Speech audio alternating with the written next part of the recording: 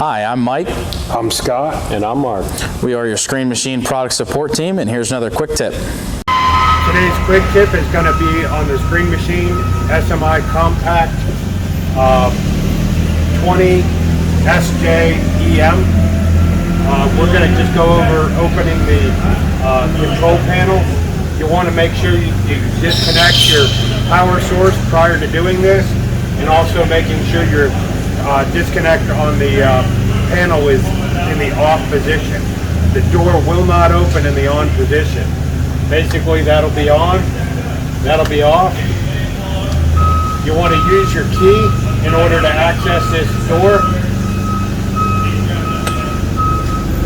Turn that, open your door up. You're going to have your fuses down below here, some replacement fuses. You've got some breakers up here. If your motor trip activates and it starts flashing during operation, you can come in here and reset these breakers if for some reason one of them was tripped. Other than that, I'd recommend keeping this door closed and sealed up really well. When you go to close this door, make sure you close it.